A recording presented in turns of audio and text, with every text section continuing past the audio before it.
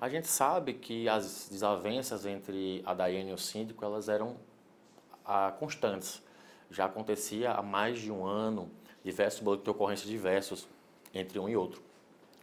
Mas teve um marco temporal crucial para que a gente estabelecesse até a motivação do crime naquele momento, foi que, através de um compartilhamento de informações por meio da doutora Sabrina Leles, junto ao TJ Goiás, foi nos passada a informação que no dia 11 de dezembro a Daiane teve um sucesso na justiça numa ação movida contra o condomínio, na qual o condomínio foi obrigado, condenado a pagar danos morais pelo abuso na administração e na proibição do uso das áreas comuns, bem como determinou, por meio de acordo homologado na sentença, que ela tinha o direito de praticar a corretagem, bem como usar as áreas comuns. Isso, posteriormente ao síndico ter tentado formalmente impedi-la de fazer isso. Ele propôs uma Assembleia Geral Extraordinária. Um dos pontos da Assembleia era impedir a Daiane de utilizar esses acessos comuns no prédio. E então, ele faz isso em outubro. A Daiane tem um sucesso na justiça em dezembro, dia 11, 6 dias antes do crime ser cometido. A família da Daiane percebe o desaparecimento dela somente no dia posterior. A filha chega na casa às 16 horas, a porta está trancada. Ela então liga para a mãe da Daiane, sua avó, a Nilce, diz que a porta está trancada. Leva um tempo até eles perceberem que Daiane tinha de fato desaparecido e acionar a polícia 3 horas depois. Então teve um pouco mais de 24 horas para a Daiane ter a comunicação do desaparecimento. Dito isso, de imediato foi instaurado o procedimento para se apurar a circunstância do desaparecimento e já no dia seguinte foram solicitadas as imagens de vídeo monitoramento. No dia 15 de janeiro, o GIH aqui de Caldas Novas assumiu a investigação, apreendemos o DVR, fizemos já as diligências necessárias, então em cerca de 8 dias após a gente assumir a investigação, nos convencemos da autoria de todos esses elementos que tinham referente à autoria, que eram os detalhes do desaparecimento da Daiane, o ponto que ele é visto dentro do prédio, na portaria, 13 minutos antes de ela desaparecer, as circunstâncias de ele saber que aquele local seria um ponto cego. Daiane desaparece às 19 horas e 30 segundos. Foi feita a análise de todas as imagens disponibilizadas, que seriam os elevadores, e a primeira pessoa a aparecer no S1 é somente às 19h08. Uma senhora que foi ouvida, moradora do prédio há cerca de um ano. Ela, em depoimento, disse que chegou com o carro, não observou nenhuma movimentação estranha. Então, o primeiro ato da investigação foi: o crime aconteceu em 8 minutos. Que pessoa teria condição de praticar esse crime sem que o porteiro tivesse autorizado ele a entrar, tivesse autorizado ele a sair, nenhum morador percebesse e ele saísse e voltasse sem que ninguém desconfiasse?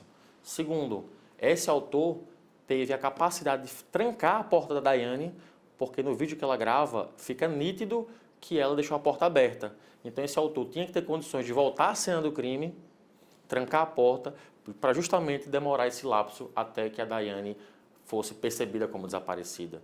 A principal materialidade e indício de autoria que mostram ele como autor desse crime é a localização do corpo.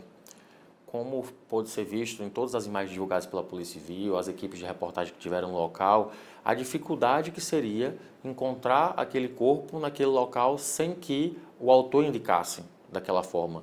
15 quilômetros distante do ponto onde Daiane foi desaparecida. Diante dessas circunstâncias, não resta dúvidas, então, de que a autoria recai sobre a pessoa presa na quarta-feira, que é o síndico do prédio. Diante desse cenário no local, aí partiu, então, a pessoa da contradição. Aquele em depoimento, no primeiro estágio, ele fala que no dia dos fatos ele teria se deslocado à usina de geração fotovoltaica e as imagens que nós obtemos sobre o deslocamento dele é um sentido totalmente oposto e, principalmente, ele é captado às 19h36 nessa rota incompatível com o local que ele falou que foi, com a capota do carro fechada. Por um segundo ponto, 4 minutos depois, sentido a rodovia que ele posteriormente desaga o corpo com a capota fechada e retorna para a cidade 48 minutos depois com a capota aberta. Esse trajeto duraria 15 minutos. Então ele teve ali um lapso de 30 minutos para desovar o corpo então retornar para a cidade.